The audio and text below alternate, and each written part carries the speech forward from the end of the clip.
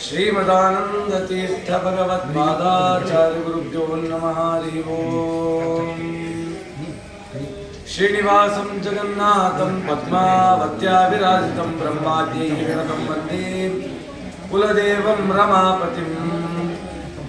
प्रथमो हनुमन्नामा द्वितीयो भीमैव च पूर्णप्रज्ञस्तृतीयस्तु भगवत्कार्यसाधकः। तीर्थानामुत्तमं तीर्थं वनानामुत्तमं वनम् क्षेत्राणामुत्तमं क्षेत्रं मम वृन्दावनं द्विजः। नमोऽस्तु तात्विका देवा विष्णुभक्तिपरायणाः धर्ममार्गे प्रेरयन्तु भवन्तः सर्वे वै। दुर्वादित्वान्तरवये वैष्णवे देवरेन्दवे श्रीराघवेन्द्र गुरवे नमोऽत्यन्तदयालवे। रामपादाम्बुजासक्तं राघवेन्द्र गुरुप्रियं मुनीन्द्रयोगिनं सेवे कामितार्थप्रदायकम्। अज्ञानविवरच्छेदं बुद्धिसम्पत्प्रदायकं विज्ञानविमलं शान्तं विजयाख्यगुरुं भजे। हयग्रीवपदाम्बोजं मानसं स्वादिशप्रियं गुरुगोविन्दविठलदासवर्यं गुरुं वन्दे निरन्तरम्। आपादमौलिपर्यन्तं गुरूणाम् आकृतिं स्मरेत् तेन विघ्नाः प्रणश्यन्ति सिद्ध्यन्ति च मनोरथाः। श्रीगुरुभ्यो नमः। हरि ओम्। ब्रह्मरुद्रादिवन्द्यं त्वां भजे वेङ्कटनायकं निवारय स्वानिष्टानि साधये इष्टानि माधव। श्रीगुरुभ्यो नमः। हरि ओम्। ಪರಮ ಪವಿತ್ರವಾಗಿರ್ತಕ್ಕಂಥ ದಿವಸ. ಯಾವಾಗಲೂ 10 ದಿನಗಳ ಕಾಲ ಶ್ರೀನಿವಾಸ ಕಲ್ಯಾಣವನ್ನು ಕೇಳಿದ್ರೆ ಸ್ವಾಮಿ ಈ ಬಾರಿ 11 ದಿನ ಕೊಟ್ಟಿದ್ದಾನೆ.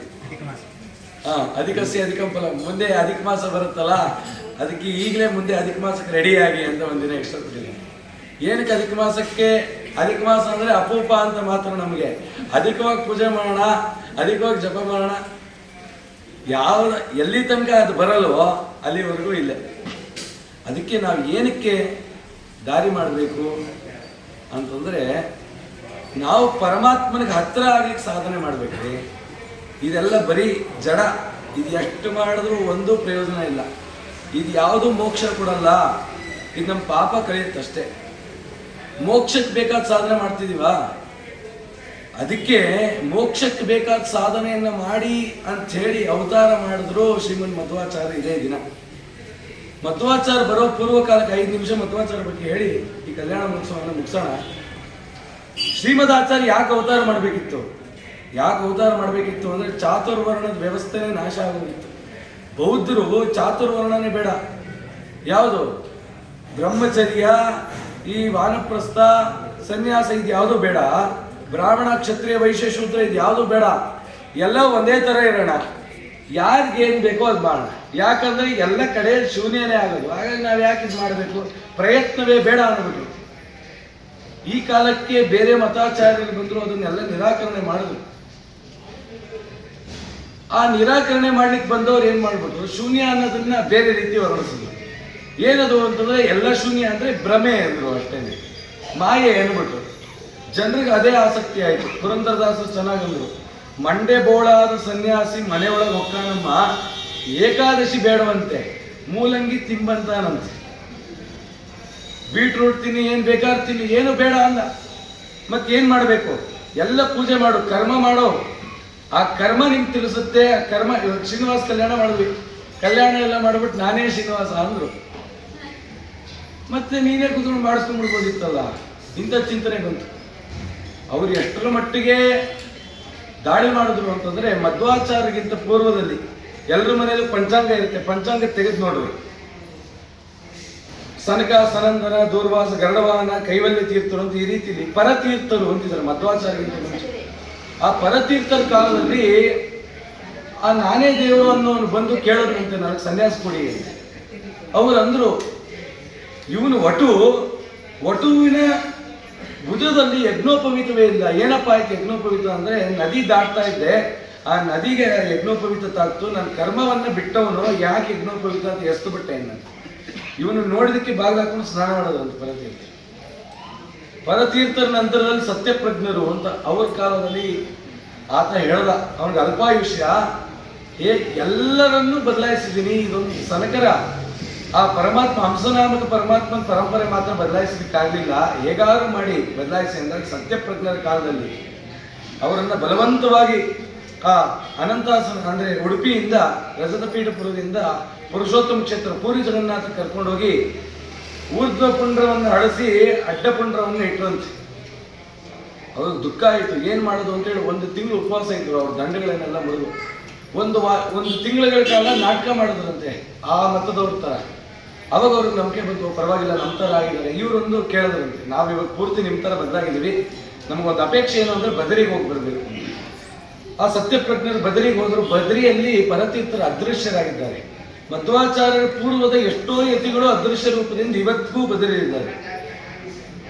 ಆ ರೀತಿಯಲ್ಲಿ ಪರತೀರ್ಥರನ್ನು ನಾವು ಕೇಳಿದ್ರು. ಪರತೀರ್ಥ ಹೇಳಿದ್ರು, ಚಿಂತೆ ಮಾಡಬೇಡಿ ಸತ್ಯಪ್ರಜ್ಞರೇ, ನಿಮ್ಮ ಶಿಷ್ಯರು ಬಂದು ಎಲ್ಲವನ್ನು ಸರಿ ಮಾಡ್ತಾರೆ ಅಂತ ಹೇಳಿದಾಗ ಅವಾಗ ಅವತಾರ ಮಾಡಿದ್ರು. ಯಾಕೆ ಅಂತಂದ್ರೆ ನಾವೆಲ್ಲ ಭ್ರಾಂತಿಯಲ್ಲಿದ್ವಿ, ಮಾಯೆಯಲ್ಲಿದ್ವಿ.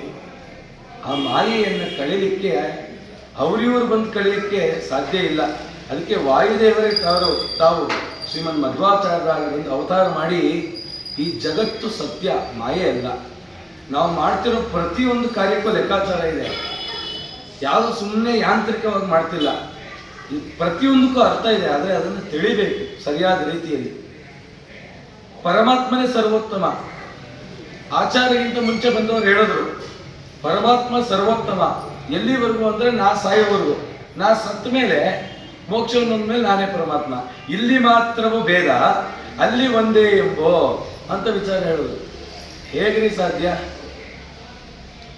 ನಾನು ಮನೇಲಿ ಮಾತ್ರ 25 ವರ್ಷದ ಹುಡುಗ, ಮನೆಯಿಂದ ಹೊರಗೆ ಹೋಗಿದ ತಕ್ಷಣ 80 ವರ್ಷದ ಹುಡುಗ ಅಂತ ಆಗಲ್ಲ. ಸ್ಥಿತಿ ಅನ್ನೋದು ಯಾವಾಗಲೂ ಒಂದೇ ರೀತಿ ಇರುತ್ತೆ. ಅದನ್ನು ಅರ್ಥ ಮಾಡ್ಕೊ ಅಂತ ಹೇಳಿ ನಮಗೆ ಬುದ್ಧಿ ಮಾತು ಹೇಳಿ ಸನ್ಮಾರ್ಗವನ್ನು ಕೊಟ್ಟು ಅನೇಕ ದೊಡ್ಡ ಉಪಕಾರ ಮಾಡೋದು. ಆದರೆ ನಾವು ಅದನ್ನು ಎಷ್ಟರ ಮಟ್ಟಿಗೆ ಉಪಯೋಗ ಮಾಡ್ಕೊಂಡಿದ್ದೀವಿ ಗೊತ್ತಿಲ್ಲ. ನಾವೆಲ್ಲ ಹೇಳ್ತೀವಿ, ಆ ಆಚಾರವನ್ನು ಮಾಡ್ತಾ ಇಲ್ಲ, ಈ ಆಚಾರವನ್ನು ಮಾಡ್ತಾ ಇಲ್ಲ, ಇದು ಲೋಪ ಮಾಡ್ತಾ ಇದೀವಿ, ಅದು ಲೋಪ ಮಾಡ್ತಾ ಇದೀವಿ ಅಂತ. ಇವಾಗಿನವ್ರದ್ದು ಲೋಪ ಅಲ್ಲ, ಮಧ್ವಾಚಾರ್ಯ ಹೇಳಿದ್ದೆಲ್ಲ ಲೋಪ ಮಾಡ್ಕೊಂಡೇ ಕೂತಿದ್ವಿ. ಮಧ್ವಾಚಾರ್ಯ ಊರ್ಧ್ವಪುಂಡ್ರ ಧಾರಣೆ ಮಾಡಿ ಅಂದ್ರು, ನಾಮ ಎಲ್ಲ ಬಳ್ಕೊಂಡ್ವಿ. ಏನಕ್ಕೆ ಅಕ್ಷತೆಯಂಗ ಹಚ್ಕೋತಾ ಇದ್ದೀರಾ? ಏನಕ್ಕೆ ಹೊಟ್ಟೆ ಮೇಲೆ 3 ಹೇಳ್ಕೊತಾ ಇದ್ದೀರಾ? ಇಲ್ಲಿ ಯಾಕೆ ಹೃದಯ ಕಮಲ ಇದೆ? ಇಲ್ಲಿ ಯಾಕೆ ಲಾಂಛನ ಇದೆ? ಯಾಕೆ ಇಲ್ಲೇ ಶಂಖಚಕ್ರಗಳಿದೆ? ಇವತ್ತಿನವರೆಗೂ ತಿಳಿದಿಲ್ಲ. ಅದು ಯಾವತ್ತು ತಿಳಿಸ್ತಾರೋ ಶ್ರೀಮದ್ ಆಚಾರ್ಯರು. ಅವ್ರು ಹೇಳಿದ ಶಾಸ್ತ್ರ ಅರ್ಥ ಮಾಡ್ಕೊಳ್ಳೋದು ಬೇಡ, ಅವ್ರು ಹೇಳಿದ ಅನುಷ್ಠಾನದ ವಿಚಾರವನ್ನೇ ನಾವು ಅರ್ಥ ಮಾಡ್ಕೋತಿಲ್ಲ. ಅದಕ್ಕೆ ಏನು ಕಾರಣ ಅಂತಂದರೆ ನಮ್ಮಲ್ಲಿರುವಂಥ ಮಡಿವಂತಿಕೆ. ಇದೇ ಪರಂಪರೆಯಲ್ಲಿ ಬಂದಂಥ ವ್ಯಾಸರಾಜರನ್ನು ನೋಡಬೇಕು. ಅದನ್ನೆಲ್ಲ ಬಿಟ್ಟು ಎಲ್ಲ ಜನರಿಗೂ ಕೂಡ ಸನ್ಮಾರ್ಗದ ಹಾದಿಯನ್ನು ತೋರಿಸಿ ಕೃಷ್ಣದೇವರಾಯನಿಂದ ಹಿಡಿದು ಕನಕದಾಸರವರೆಗೂ ಉದ್ಧಾರ ಮಾಡಿದ್ರಲ್ಲ, ಅದಕ್ಕೆ ಅವರು ದೊಡ್ಡವರಾದರು. ಅದೇ ವ್ಯಾಸರಾಜರೇ ರಾಘವೇಂದ್ರ ಸ್ವಾಮಿಗಳಾಗಿ ಇವತ್ತು ಬಂದು ನೆಲೆಸಲಿಕ್ಕೆ ನಮಗೆ ಅನ್ನ. ಇಲ್ದಿದ್ರೆ ಖಂಡಿತ ಇಲ್ಲ. ಆದರೆ ನಾವು ಮರೆತು ಬಿಟ್ಟು ನಾನು ಮಾಡ್ತಾ ಇದ್ದೀನಿ ಅನ್ನೋ ಅಹಂಕಾರವನ್ನು ಪಡ್ತಾ ಇದ್ದೀವಿ. ಹಾಗಾಗಿ ಆ ಮಧ್ವಾಚಾರ ಅನುಗ್ರಹ ನಮ್ಮ ಕೈಗೆ ಎಟಕಲಿಲ್ಲ ಅಲ್ಲ. ಆಗ ರಾಘವೇಂದ್ರ ಸ್ವಾಮಿಗಳು ಬಂದರು. ರಾಯರ ಕಾಲದಲ್ಲಿ ಆ ಮತ ಹೊರಟೋಯ್ತು, ಈ ಶೈವ ಮತ ಬಂತು, ಶೈವಾದ್ವೈತ ಅಂತ. ಅವ್ರು ಎಷ್ಟರ ಮಟ್ಟಿಗೆ ನಮ್ಮನ್ನು ನಿರಾಕರಣೆ ಮಾಡಿದ್ರು ಅಂದರೆ ನಾವು ಬೆನ್ನಿಗೆ ಗೋಪಿಚಂದ ಹಚ್ಕೋತೀವಲ್ಲ. ಯಾಕೆ ಹಚ್ಕೋತೀವಿ? ಏನಕ್ಕೆ ಆ ವಿಚಾರ ಬಂತು ಅಂತಂದರೆ, ಆ ಕಾಲಕ್ಕೆ ಆ ಶೈವರು ಏನು ಮಾಡಿಬಿಟ್ರು, ಯಾರ ಹಣೆಯಲ್ಲಿ ಊರ್ಧ್ವಪುಂಡ್ರ ಗೋಪಿಚಂದ್ರ ನೋಡಿದ್ರೆ ಹಣೆಯನ್ನೇ ಕಿತ್ತಾಕ್ಬಿಡೋರು. ಆ ಕಾಲಕ್ಕೆ ವೈಷ್ಣವರು ಚಿಂತನೆ ಮಾಡೋದು, ನಾವು ಸಾಯೋ ಕಾಲಕ್ಕೆ ನಮ್ಮ ದೇಹದಲ್ಲಿ ಗೋಪಿಚಂದ್ರ ಇರಬೇಕು ಅಂತ ಹೇಳಿ ಆ ಬೆನ್ನಲ್ಲಿ ಲಾಂಛನವನ್ನೇ ಇಟ್ಟರು. ಸತ್ರು ಪರವಾಗಿಲ್ಲ, ಗೋಪಿಚಂದ್ರ ಬಿಡಲ್ಲ ಅನ್ನೋ ದೀಕ್ಷೆ. ಇಂಥ ದೀಕ್ಷೆಯನ್ನು ತಂದುಕೊಟ್ಟು ಸನ್ಮಾರ್ಗದ ಹಾದಿಯನ್ನು ಹಾಕೊಟ್ರು. ಆದರೆ ನಾವು ಚಾತುರ್ಮಾಸ ಅಂತ ಮಾಡ್ತೀವಿ. ಅದಕ್ಕೆ ಅವ್ರು ಹೇಳಿದ್ರು, ಚಾತುರ್ಮಾಸ ಅಂದರೆ ಅದು ಬಿಟ್ಟೆ ಇದು ಬಿಟ್ಟೆ ಎಲ್ಲ. ನಮ್ಮ ಕಾಮನೆಗಳನ್ನು, ನಮ್ಮ ಕೆಟ್ಟ ಗುಣವನ್ನು ಬಿಡೋದೇ ಚಾತುರ್ಮಾಸ. ಏನು ವ್ರತವೇನು ಸಾಧನೆಗಳೇನು, ಶ್ವಾನುಭವದ ಜ್ಞಾನ ಹೀನಮಾನವನೇ, ಶಾಖವ್ರತವೆಂದು ಪರಪಾಕವನ್ನು ಬಿಡುವಂತೆ ಬೇಕಾದ ಆಕಾಂಕ್ಷೆ ಬಿಡಬಾರದೆ. ಅವ್ರು ಹೇಳಿದ್ದು ಈ ವಿಷಯ ಪದಾರ್ಥ ಕಮ್ಮಿ ಆಗಲಿ ಅಂತೇಳಿ ಅದನ್ನು ಬಿಡಿಸಿದ್ದೀನಿ. ಇದು ಯಾವತ್ತು ಮುಗಿತೆ ಅಂತ ಕಾಯ್ಕೊಂಡು ಅದು ತಿನ್ನೋ ಚಪಲಕ್ಕೆ ಇಟ್ಟರೆ ಈ ವ್ರತವನ್ನು ಏನಕ್ಕೆ ಮಾಡ್ತೇವೆ, ಪ್ರಯೋಜನ ಇಲ್ಲ. ಅದನ್ನ ತಿಳಿಸ್ಲಿಕ್ಕೆ ಹರಿದಾಸರು ಬಂದರು, ಎಲ್ಲರೂ ಬಂದರು. ಹಾಗಾಗಿ ನಾವು ಎಷ್ಟು ಜನ್ಮ ಎತ್ತಿದ್ರೂ ಇಂಥ ಗುರುಗಳು ಸಿಗಲ್ಲ. ಇಂಥ ಗುರುಗಳಿಗೆ ಸಿಕ್ಕಿದಾಗ ನಾವು ಉಪಯೋಗಿಸ್ಕೊಳ್ಳಿಲ್ಲ ಅಂತಂದರೆ ಇನ್ನು ಎಷ್ಟು ಯೋನಿಗಳು ಬಂದರೂ ಇಂಥ ಗುರುಗಳು ಸಿಗಲ್ಲ. ಹಾಗಾಗಿ ಅಂಥ ಗುರುಗಳನ್ನ ದೃಢವಾಗಿ ನಂಬಬೇಕು. ಅಂಥ ಗುರುಗಳು ಹೇಳ್ಕೊಟ್ಟಂಥ ಮಾರ್ಗದಲ್ಲಿ ಪರಮಾತ್ಮನನ್ನು ಕಾಣಬೇಕು. ಏನಂತ, ಸ್ವಾಮಿ ನೀನೇ ಈಶ, ಇಡೀ ಜಗತ್ತನ್ನು ರಕ್ಷಣೆ ಮಾಡ್ತಕ್ಕಂಥವ್ರು ನೀನೇ. ನಾನೇನು ನಿನ್ನ ಮುಂದೆ, ನಾನು ಏನೂ ಅಲ್ಲ, ನಿನ್ನ ದಾಸರ ದಾಸರ ದಾಸರ ದಾಸರ ದಾಸ, ನಿನ್ನ ದಾಸ ಅಲ್ಲ, ನಿನ್ನ ಭಕ್ತರಿಗೆ ದಾಸ ಅಂತ ಹೊರಟ್ರೆ ಆ ಸ್ವಾಮಿ ಸಿಗ್ತಾನೆ. ಇಲ್ಲದಿದ್ದರೆ ಖಂಡಿತ ಇಲ್ಲ. ಅಂತ ಸಾಧನ ಮಾರ್ಗವನ್ನು ಹಿಡಿದ್ರೆ ಈ ದಶಮಿ ವಿಜಯವಾಗುತ್ತೆ. ಆ ವಿಜಯವಾಯಿತು ಅಂತಂದರೆ ಆ ವಿಜಯನಾದ ಪರಮಾತ್ಮನ ಅನುಗ್ರಹ ನಮಗಾಗುತ್ತೆ ಅಂತ ತಿಳಿಸ್ತಾ ನಿನ್ನೆ ದಿನ ಚಿಂತನೆ ಮಾಡಿದ್ವಿ. ಗರುಡಾರೂಢನಾಗಿ ಸ್ವಾಮಿ ಆಕಾಶರಾಜನ ಪಟ್ಟಣವನ್ನು ತಾನು ಸೇರಿದ್ದಾನೆ. ಆ ಆಕಾಶರಾಜ ಆ ಶ್ರೀನಿವಾಸನ ಕೈಯನ್ನು ಹಿಡಿದು ಒಳಗೆ ತಂದು ಹಸೆ ಮೇಲೆ ಕೂಡಿಸಿದಂತೆ. ಆ ಎಲ್ಲ ದೇವತೆಗಳಿಗೂ ಎಲ್ಲಿಲ್ಲದ ಆನಂದ. ಯಾವುದೋ ಒಂದು ಮದುವೆ ಮಾಡ್ತೀವಿ ಅಂತಂದರೆ ಎಷ್ಟು ಡೆಕೋರೇಷನ್ ಮಾಡ್ತೀವಿ, ಏನು ಮಾಡ್ತೀವಿ ಎಲ್ಲ. ಆ ಇಂದ್ರದೇವರು ಮುಂದೆ ನಿಂತು ಎಂಥ ವೈಭವೀಕೃತವಾಗಿ ಅದನ್ನು ಮಾಡಿದ್ದಾರೆ ಅಂತಂದರೆ ಅದನ್ನು ವರ್ಣಿಸ್ಲಿಕ್ಕೆ ಸಾಧ್ಯ ಇಲ್ಲ. ಆ ರೀತಿಯಲ್ಲಿ ಕೂಡಿಸಿ ತೋಂಡಮಾನ ರಾಜ ಮುಂದೆ ನಿಂತಿದ್ದಾನೆ, ಬಕುಲಾದೇವಿ ನಿಂತಿದ್ದಾರೆ. ಎಲ್ಲರೂ ಶ್ರೀನಿವಾಸ ದೇವರಿಗೆ ವರಪೂಜೆಯನ್ನು ಮಾಡಿದ್ರು. ಶ್ರೀನಿವಾಸ ಕೇಳಿದಂತೆ, ವರಪೂಜೆಗೆ ನನಗೇನೇನು ಕೊಡ್ತೀರಾ? ಅದಕ್ಕೆ ಸುವರ್ಣ, ವಜ್ರ, ಸಾಲಿಗ್ರಾಮ, ಬಂಗಾರದ ಸಹಸ್ರ ದೀಪಗಳು, ನೂರಾರು ಸಾವಿರಾರು ಆನೆಗಳು, ಅಶ್ವಗಳನ್ನೆಲ್ಲ ಮೊದಲು ವರಪೂಜೆಗೆ ಕೊಟ್ಟ, ತದನಂತರ ವರದಕ್ಷಿಣೆಯಾಗಿ ಮುಂದೆ ಕೊಟ್ಟ ಅಂತ ಹೇಳ್ತಾರೆ. ಸರಿ ಆಯ್ತು. ವೈವಾಹಿಕ ಜನ ಸರ್ವೇ ಉಪವಾಸ ಪರಾಯಣ ಅಹಂ ಚ ಮಮ ಪುತ್ರಶ್ಚ ಮಮ ಮಾತಾ ಸುರಾಲಯ. ಈ ವಿವಾಹ ಏನಕ್ಕೆ ಮಾಡ್ಕೊತಿದ್ದೀನಿ ಅಂತಂದ್ರೆ ಎಷ್ಟೋ ಜನ ನನ್ನ ಭಕ್ತರ ಆಸೆ, ಜೊತೆಗೆ ನಮ್ಮ ತಾಯಿ ಆಸೆ, ಹಾಗಾಗಿ ವಿವಾಹವನ್ನು ಮಾಡ್ಕೊಳ್ತೀನಿ ಅಂತ ಹೇಳಿದ್ರು. ಈ ವಿಚಾರವನ್ನ ಹೊರಡಿಸಲಿಕ್ಕೆ ಅಷ್ಟು ಸಂದರ್ಭ ಇಲ್ಲ. ಆದರೂ ಸಂಕ್ಷಿಪ್ತವಾಗಿ ಆ ಚಿಂತನೆಯನ್ನು ಮಾಡ್ತಾ, ಎಲ್ಲ ದೇವತೆಗಳು ನೆರೆದಿದ್ದಾರಂತೆ, ಎಲ್ಲರೂ ಆ ಪರಮಾತ್ಮನ ಕಾಣ್ತಾ ಇದ್ದಾರೆ. ಆ ಆಕಾಶ ರಾಜ ಪರಮಾತ್ಮನ ಮೈಗೆ ಗಂಧವನ್ನು ಲೇಪನ ಮಾಡ್ತಾ ಇದ್ದಾನಂತೆ. ಅವನು ಮುಂದೆ ವಿಧ ವಿಧವಾಗಿರ್ತಕ್ಕಂಥ ಪರಿಮಳ ದ್ರವ್ಯವನ್ನ ಅವನಿಗೆ ಅರ್ಚನೆ ಮಾಡ್ತಾ ಇದ್ದಾರಂತೆ ಆ ಸ್ವಾಮಿಗೆ. ಆ ಲಕ್ಷ್ಮೀದೇವಿ ನೋಡಿ ಆನಂದವನ್ನು ಪಡ್ತಾ ಇದ್ದಾಳಂತೆ. ಯಾಕೆ ಅಂತಂದ್ರೆ ಆ ಲಕ್ಷ್ಮೀದೇವಿ ಆಕಾಶ ರಾಜನ ಕೈಯಲ್ಲಿದ್ದು ಆ ಕಾರ್ಯ ಮಾಡಿಸ್ತಿದ್ದಂತೆ. ಈ ರೀತಿ ಮಾಡಿಸಿ ವಸಿಷ್ಠ ಋಷಿಗಳು ಮತ್ತೆ ಬೃಹಸ್ಪತ್ಯಾಚಾರ, ವಸಿಷ್ಠ ಋಷಿಗಳು ಪರಮಾತ್ಮನ ಪ್ರವರವನ್ನು ಹೇಳಿದ್ರಂತೆ. ಅವನ ತಾತ ಯಾರು, ಅವನ ಮುತ್ತಾತ ಯಾರು, ತಾತ ಯಾರು, ತಂದೆ ಯಾರು ಅಂತಂದ್ರೆ ಅವನೇ ವಾಸುದೇವ, ಅವನೇ ಪರವಾಸುದೇವ, ಅವನ ಹೆಸರುಗಳೇ ಹೇಳಿ. ಅವನಿಗೆ ಯಾರು ತಾತ ಅಂದ್ರೆ ಅವನೇ ತಾತ, ಅವನೇ ತಂದೆ ಅಂತ ನಿರೂಪಣೆ ಮಾಡಿ ಶ್ರವಣ ನಕ್ಷತ್ರ ಮಕರ ರಾಶಿಯಲ್ಲಿ ತಾನು ಉದ್ಭವಿಸಿ ಇಡೀ ಜಗತ್ತನ್ನ ಸಂರಕ್ಷಣೆ ಮಾಡ್ತಿದ್ದಾನೆ ಅಂತೇಳಿ ತುಂಬ ವಿಸ್ತಾರವಾಗಿ ವರ್ಣನೆ ಮಾಡಿದೆ ಅವನ ಪ್ರವರ ಹೇಳ್ಬೇಕಂದ್ರೆ ಅರ್ಧ ಗಂಟೆ ಬೇಕು, ಬೇಗ ಹೇಳ್ತೀನಿ ಅಂದ್ರು. ಅಷ್ಟು ಚೆನ್ನಾಗಿ ಅವರ ಪ್ರವರವನ್ನು ಮಾಡಿದ್ರು. ಆ ಪ್ರವರವನ್ನು ಹೇಳೋ ಕಾಲಕ್ಕೆ ಹಿಂದಿನ ಕಾಲದಲ್ಲಿ ಹೇಗಪ್ಪ ಅಂತಂದ್ರೆ ವಧುವರರು ಇಬ್ಬರು ನೋಡ್ತಿರ್ಲಿಲ್ಲ ಅವ್ರ ಮುಖಗಳನ್ನ. ಆಗ ಅಂತರ್ಪಟವನ್ನು ಹಿಡಿಬೇಕು. ಯಾರು ಅಂತರ್ಪಟವನ್ನು ಹಿಡಿತಾರೆ? ನಾರದರು, ತುಂಬರು ನಾರದರು ಅಂತರ್ಪಟವನ್ನು ಹಿಡಿದಿದ್ರು. ತದನಂತರದಲ್ಲಿ ಬೃಹಸ್ಪತ್ಯಾಚಾರ್ಯರ ಆಜ್ಞೆಯ ಮೇರೆಗೆ ಆ ತೋಂಡಮಾನ ರಾಜ ಚಿಕ್ಕಪ್ಪ ಆ ಪದ್ಮಾವತಿ ಕೈ ಹಿಡಿದು ಕರ್ಕೊಂಡ್ಬಂದ. ಅತ್ಯಂತ ಸೌಂದರ್ಯವತಿ, ಅತ್ಯಂತ ಮನೋಹರಿ ಅಂಥೇಳಿ ಅವಳನ್ನು ವರ್ಣನೆ ಮಾಡ್ತಾ ಅವಳು ಚತುಶಾಸ್ತ್ರವನ್ನು ಅಧ್ಯಯನ ಮಾಡಿದ್ರು.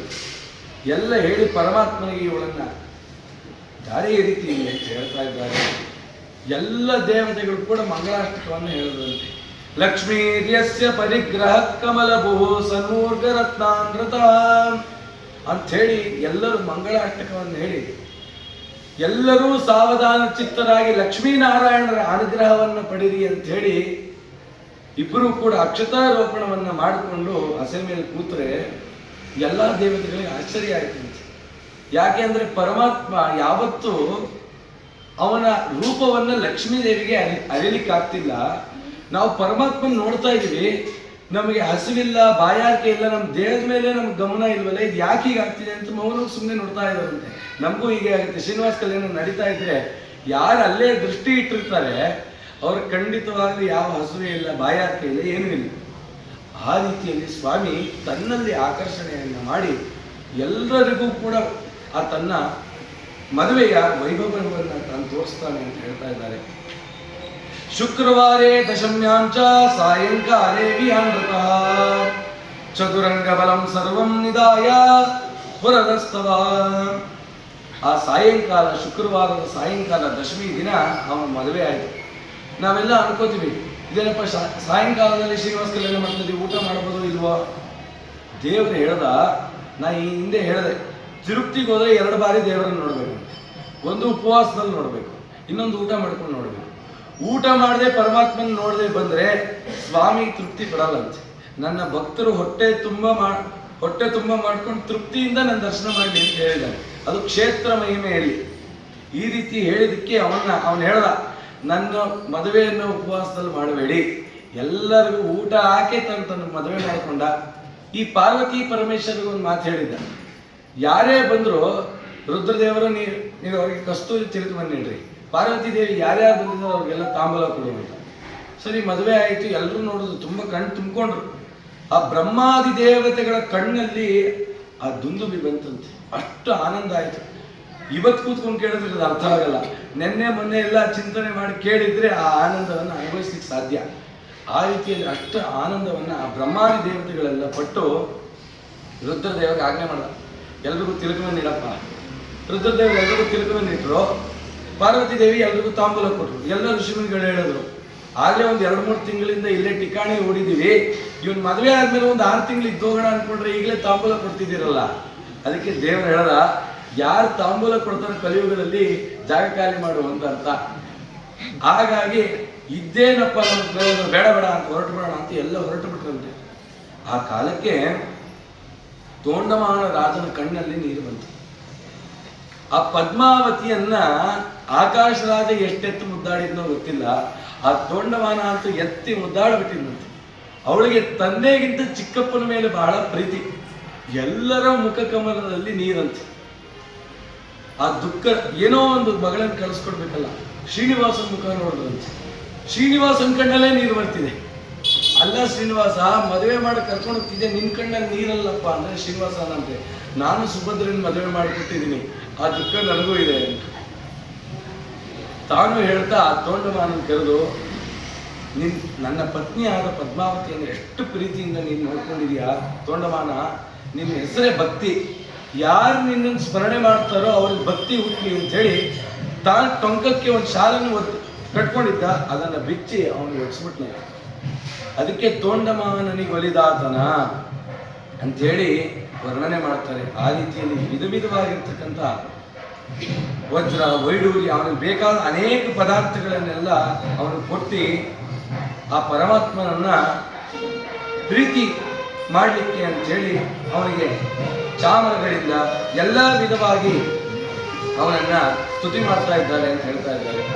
ಸರಿ, ಶ್ರೀನಿವಾಸ ಹೇಳಲ್ಲ, ಮದುವೆ ಆಯಿತು, ಒಂದಿನ ಕಳೀತು, ನಾನು ತಿರುಪ್ತಿಗೆ ಹೋಗಿ ಶಿಲಾವದೃಶ್ಯತೆಯಲ್ಲಿ ಕಲಿಯುಗದ ಜನರಿಗೆ ಅನುಗ್ರಹ ಮಾಡಲಿಕ್ಕೆ ಅಂತ ಹೇಳಿ ನಾನು ಶಿಲಾರೂಪದಲ್ಲಿ ನಿಲ್ತೀನಿ ಅಂದ.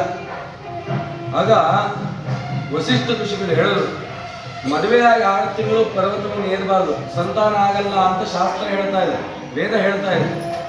ಹಾಗಾಗಿ ಏನ್ ಮಾಡಲಿ ಅಂತ ಅಗಸ್ತ್ಯ ಋಷಿಗಳು ಪಕ್ಕದಲ್ಲೇ ಇದ್ರು. ಅಗಸ್ತ್ಯ ಕರೆದು, ಸ್ವಾಮಿ ನೀನ್ ದಯಮಾಡಿ ನಮ್ಮ ಮನೆಗೆ ಬಾ, 6 ತಿಂಗಳಲ್ಲ, ಇಡೀ ನನ್ನ ಜೀವನ ನಮ್ಮ ಮನೆಯಲ್ಲಿ ಇದ್ದು ವಾಸ ಮಾಡು ಅಂತ.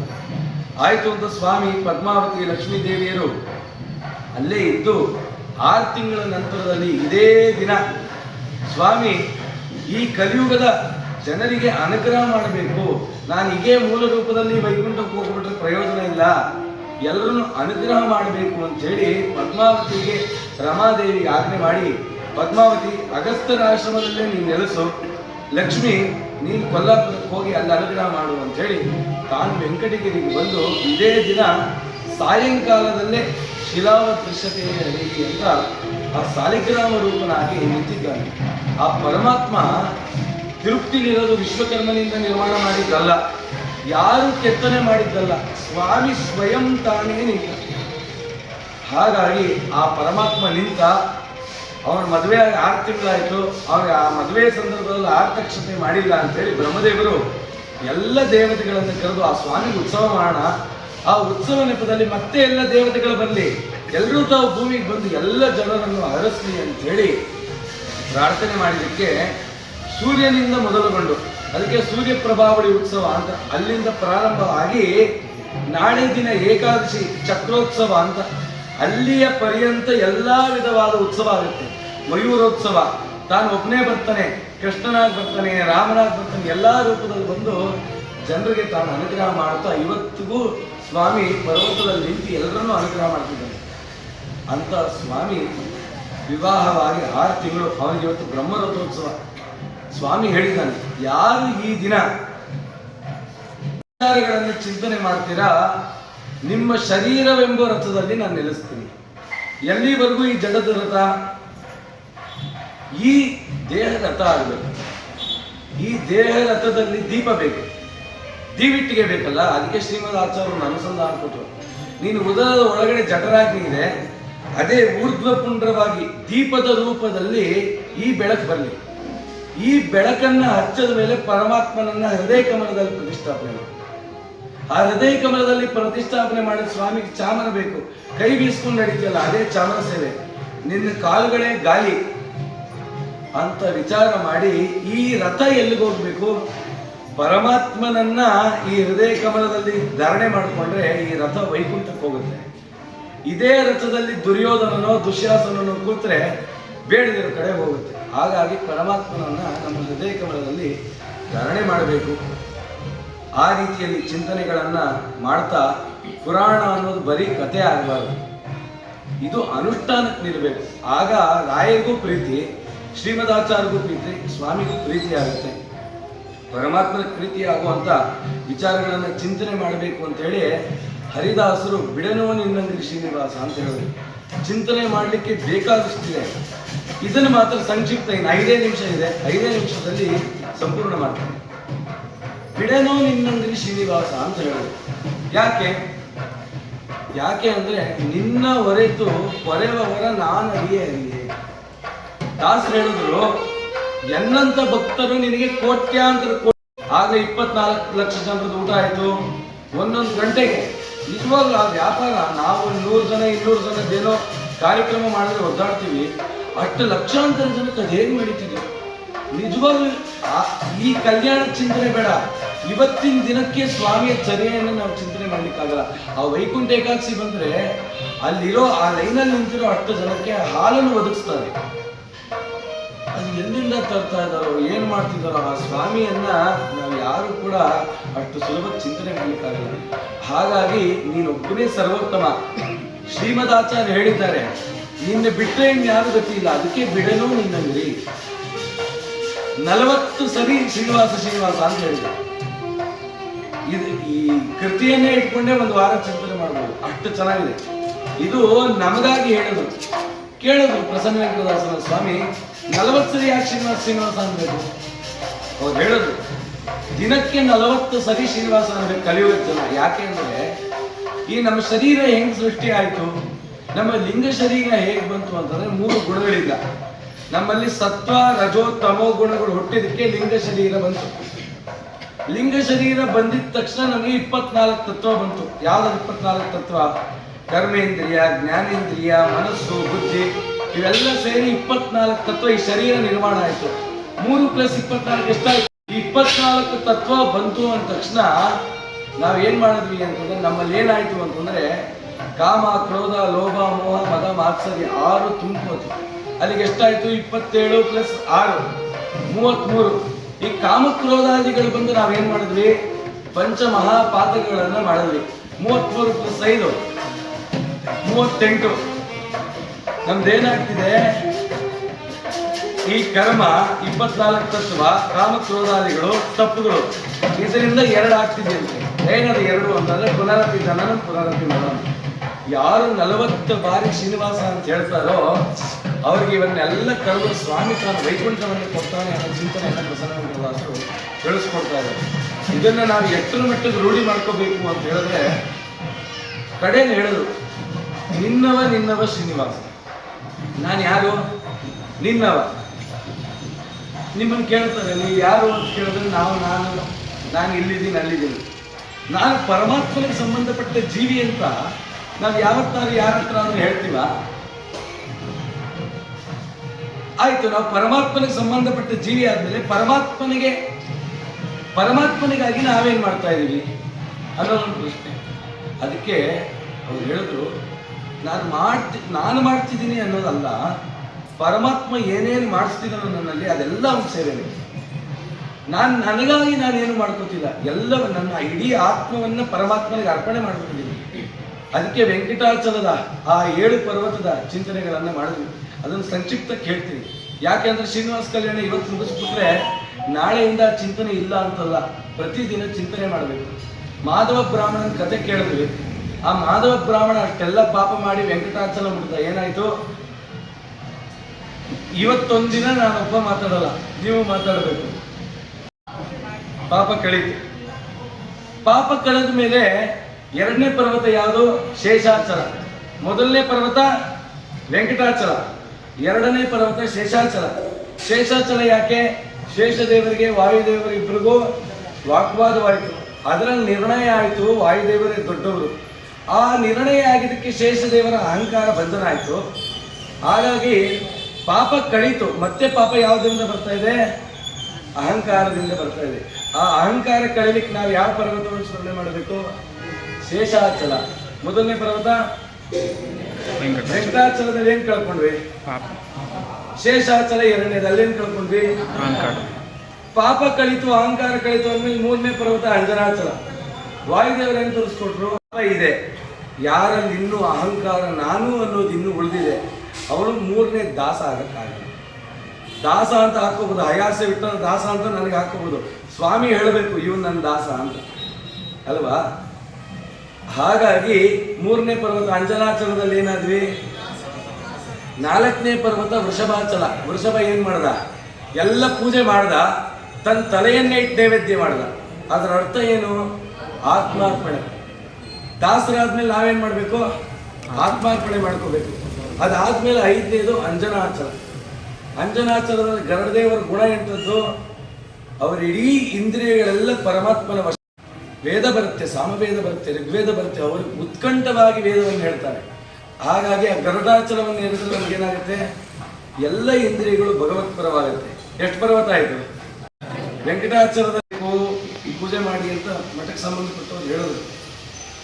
ಆದರೆ ಇದರಿಂದ ನಾನು ಸ್ವಲ್ಪ ದೂರ, ಯಾಕಂದರೆ ಎಲ್ಲೋ ಬೇರೆ ಇದ್ದೆ, ಅಲ್ಲೆಲ್ಲೋ ಪೂಜೆ ಮಾಡ್ತಿದ್ದೆ, ಅಲ್ಲಿಗೆ ಬಂದು ಹೇಳಿದ್ರು. ಆದರೆ ರಾಯರ ವಿಶೇಷ ಸನ್ನಿಧಾನಕ್ಕೆ ಪಾತ್ರರಾದವರು ನಮ್ಮ ಆಚಾರ ಇಲ್ಲಿ ಪೂಜೆ ಮಾಡ್ತಕ್ಕಂಥವ್ರು. ಒಂದು ಘಟನೆ ಹೇಳ್ತೀನಿ. ರಾಯರ ಪೂಜೆ ಮಾಡೋದು ಹೇಗಿರುತ್ತೆ?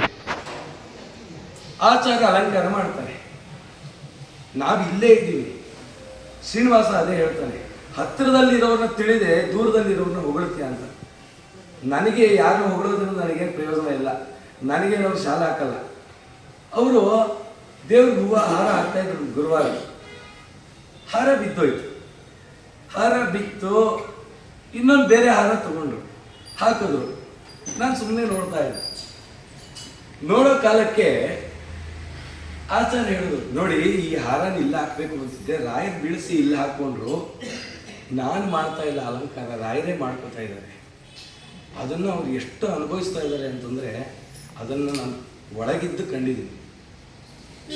ಶ್ರೀಮದ್ ಆಚಾರ್ಯ ಜಯಂತಿ ಇವತ್ತು, ರಾಯರ ಸನ್ನಿಧಾನ. ನಾವು 2 ಕಲಿಬೇಕು. ಮಧ್ವಾಚಾರ್ಯ ಹೇಳಿದ್ದಾರೆ. ಒಂದು, ಶ್ರೀಮದಾಚಾರ್ಯ ಹೇಳದಂಗೆ ನಾನು ದಾಸ, ಪರಮಾತ್ಮ ಈಶ ಎಲ್ಲ ಮಾಡಿಸ್ತಾನೆ. 2ನೇದೇನು ಅಂತಂದರೆ ರಾಯರ ಸನ್ನಿಧಾನದಲ್ಲಿದ್ದು ರಾಯರ ಗುಣವನ್ನು ಕಲಿಯೋಣ. ಹಣ ಪುಟ್ಟತ್ತೆ, ದುಡ್ಡು ಎಷ್ಟು ಬೇಕಾದ್ರೂ ಸಂಪಾದನೆ ಮಾಡ್ಬೋದು, ಗುಣ ಅನ್ನೋದು ಹುಟ್ಟಲ್ಲ. ಇಲ್ಲಿವರೆಗೂ ರಾಯರ ಪೂಜೆ ಮಾಡ್ತಾ ಇದ್ದೀನಿ. ಅಪ್ಪಣ್ಣಾಚಾರ್ಯ ಕತೆ ಹೇಳಿದೆ. ಅಪ್ಪಣ್ಣಾಚಾರ್ಯ ತಾಯಿ ಹಸ್ತೋದಕ ಮಾಡ್ತಿದ್ರು, ಹೇಳಿದೆ ಅಲ್ಲ, ನೆನಪಿದೆಯಾ? ಕೇಳಿದವ್ರು ಗೊತ್ತು. ಅದನ್ನು ತಿಂದು ಶ್ರೀನಿವಾಸ ದೇವರು 36 ವರ್ಷ ಇಟ್ಕೊಂಡ. ಮತ್ತು ನಾವು ಮಾಡ್ತಾ ಇದ್ದೀವಿ. ಯಾಕೆ ನಮ್ಮ ಮಕ್ಕಳೆಲ್ಲ ಅಧರ್ಮ ಮಾರ್ಗಕ್ಕೆ ಹೋಗ್ತಾ ಇದ್ದಾರೆ? ಪ್ರತಿಯೊಬ್ಬರು ಮನೇಲಿ ಒಂದು ಕ್ಲೇಶ ಯಾಕಿದೆ ಅಂತಂದರೆ ನಾವು ದೊಡ್ಡವ್ರ ಸನ್ನಿಧಾನದಲ್ಲಿ ಸರಿಯಾಗಿಲ್ಲ. ದೊಡ್ಡವ್ರಿಗೆ ಭಾಳ ಅಪಚಾರ ಮಾಡ್ತಾ ಇದ್ದೀವಿ ಅಂತ ಗುಣವನ್ನು ಬಳಸ್ಕೊಂಡ್ರೆ ನಾನೇ ದಾಸ, ನಾನು ದಾಸ, ಪರಮಾತ್ಮ ಈಶ ಅಂತ ಎಂದು ನಾವು ಅನುಸಂಧಾನ ಮಾಡ್ತೀವಿ, ಅವತ್ತು ಅನುಗ್ರಹ ಆಗುತ್ತೆ. ಹಾಗಾಗಿ ಆಚಾರ್ಯರ ಒಂದು ಮಾತಿಗೆ ರಾಯರ ಸೇವೆ ಮಾಡಲಿಕ್ಕೆ ಅಂತ ಇಲ್ಲಿಗೆ ಬಂದೆ. ಸರಿ, ನಮ್ಮ ಶ್ರೀಧರಮೂರ್ತಿಯವರ ಬೇಡ ಮಂಗಳ ಕಾರ್ಯವನ್ನು ನೀವು ಮಾಡಿ ನಿಮಗೂ ಮಂಗಳ ಆಗಲಿ ಅಂತ ಹೇಳಿ ಇಲ್ಲಿ ಹೇಳಿಸಿದ್ರು. ನಾವು ಹೇಳಿದ ತಪ್ಪು ಒಪ್ಪುಗಳೆಲ್ಲ ಪರಮಾತ್ಮಂದೇ. ಈ ಜಾಗದಲ್ಲಿ ಬಾಳಗಾರಾಚಾರ್ಯರು ದೊಡ್ಡ ದೊಡ್ಡ ಸ್ವಾಮಿಗಳು ಅನೇಕ ಜ್ಞಾನಿಗಳೆಲ್ಲ ಹೇಳಿದ ಕಡೆ ಈ ಒಂದು ದೊಡ್ಡ ದೊಡ್ಡ ಕಾರ್ಯ ನಡೆಯುವಾಗ ಒಂದು ನೊಣನ ಕೂಡ ಗೀ ಅಂತ ಹೇಳ್ತಿರುತ್ತಲ್ಲ, ಹಾಗಾಗಿ ಒಂದು ನೊಣನಾಗಿ ಬಂದು ಸುಮ್ಮನೆ ಒಂದು ಶಬ್ದ ಮಾಡಿದ್ದೀನಿ. ನಾ ಹೇಳಿದ್ರಲ್ಲಿ ಏನಿದೆ ವಿಚಾರ ಅನ್ನೋದು ನಮಗೆ ಗೊತ್ತಿಲ್ಲ, ಅದು ಅನುಷ್ಠಾನಕ್ಕೆ ಬಂದಾಗ ಮಾತ್ರ ಗೊತ್ತಾಗೋದು. ಹಾಗಾಗಿ ಈ 11 ದಿನಗಳ ಕಾಲ ಏನೇನು ಮಾಡಿದ್ದೀವಿ ಅದನ್ನೆಲ್ಲ ರಾಯರ ಅಂತರ್ಯಾಮಿಯಾದ ಆ ವಾಯುದೇವರ ಅಂತರ್ಯಾಮಿಯಾದ ಆ ಪರಬ್ರಹ್ಮ ಶ್ರೀನಿವಾಸನಲ್ಲಿ ಅರ್ಪಣೆ ಮಾಡ್ತಾ ಇದೊಂದು ದೊಡ್ಡ ಸೌಭಾಗ್ಯ. ಭಾಗವತ, ಗರುಡ ಪುರಾಣ, ಶ್ರೀನಿವಾಸ ಕಲ್ಯಾಣ ಎಲ್ಲ ಆದಮೇಲೆ ಚಕ್ರ ಸ್ನಾನ ಮಾಡಬೇಕು, ಅವಭೃತ ಸ್ನಾನ ಅಂಥೇಳಿ ಶ್ರೀನಿವಾಸ ದೇವರ ದಾರಿ ಸುರಿಸ್ಬಿಟ್ಟು ಅವಭೃತ ಮುಗಿಸಿ ಕೂತ್ಕೊಳ್ಳಿ ಅಂತ ಕೂಡಿಸ್ದ. ಆ ರೀತಿ ಆಗಿದೆ. ಎಲ್ಲರಿಗೂ ಕೂಡ ಶ್ರೀನಿವಾಸ ದೇವರು ಏನೇನು ಮಂಗಳ ಆಗಬೇಕು ಅದನ್ನೆಲ್ಲ ಅನುಗ್ರಹ ಮಾಡಲಿ. ರಾಯರು ಕಲ್ಪವೃಕ್ಷ ಕಾಮಧೇನು ಅಂತ ಕರಿತೀವಿ. ಕಾಮಧೇನು ಅಂದರೆ ಕಾಮಧೇನುವನ್ನು ಇಟ್ಕೊಂಡು ಮನೇಲಿ ಸಗಣಿ ಕೊಡು ಗಂಜಲ ಕೊಡು ಅಂತ ಕೇಳ್ತೀವ. ಕೇಳಿದ್ರೆ ಏನಾಗುತ್ತೆ? ಮೂರ್ಖ ಅಂತ ಹೇಳ್ತಾರೆ. ಯಾಕಪ್ಪ ಹಸು ಕಟ್ಟಿದೆ ಅಂದರೆ ಗಂಜಲಕ್ಕಾಗಿ ಅಂದರೆ ದಡ್ಡ ಅಂತಾರೆ. ಆ ಆಕಳ ಹತ್ರ ಏನು ಕೇಳಬೇಕು ಅಂದರೆ ಕ್ಷೀರ ಕೇಳಬೇಕು. ನೀವು ಹಾಲು ಕೇಳಿ, ಗಂಜಲವನ್ನು ಗೋಮಯವನ್ನು ತಾನಾಗೆ ಕೊಡುತ್ತೆ. ಹಾಗೆ ರಾಯರ ಹತ್ರ ಕೇಳಿದ್ರೆ ಮುಕ್ತಿ ಅಂತ ಕೇಳಿದ್ರಿ ಈ ಲೌಕಿಕ ಭಾಗ್ಯವನ್ನು ತಾವಾಗೇ ಕೊಡ್ತಾರೆ ಅಂತ ವಿಚಾರವನ್ನು ಹೇಳ್ತಾ ಆ ಮಂತ್ರಾಲಯ ಪ್ರಭುಗಳು ಅವರ ಅಂತರ್ಯಾಮಿಗಳ ವಾಯುದೇವರು ಪರಬ್ರಹ್ಮನಾಥ ಶ್ರೀನಿವಾಸ ನಮ್ಗೆ ಅನುಗ್ರಹ ಮಾಡಿ ಅಂತ ಶ್ರೀಕೃಷ್ಣಾರ್ಪಣಮಸ್ತು. ಶ್ರೀನಿವಾಸಂ ಜಗನ್ನಾಥಂ ಪದ್ಮಾವತ್ಯಾಭಿರಾಜಿತಂ ಬ್ರಹ್ಮಾದ್ಯೈಹಿ ವಿನುತಂ ವಂದೇ ಕುಲದೇವಂ ರಮಾಪತಿಂ ವೆಂಕಟೇಶ ಪಾಹಿ ಮಾಂ ವೆಂಕಟೇಶ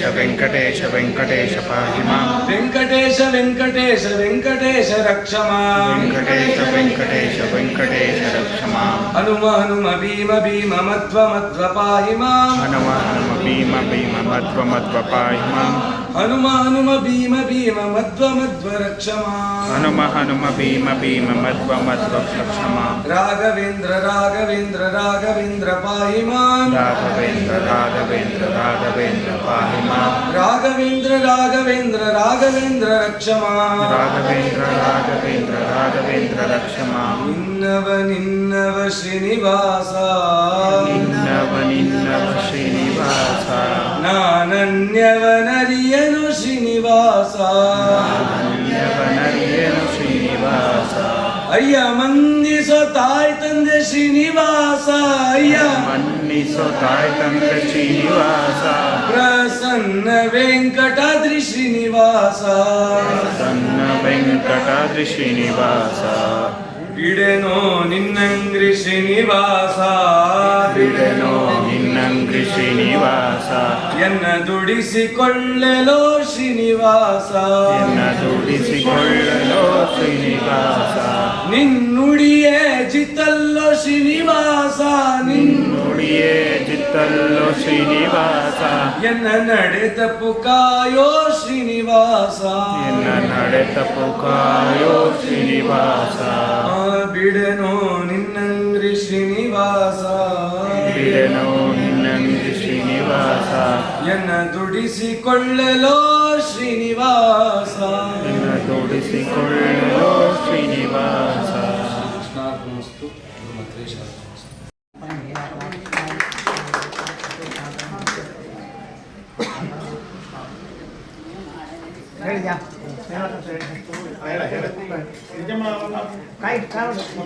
ಕೊಡ್ತಿದ್ದಾನೆ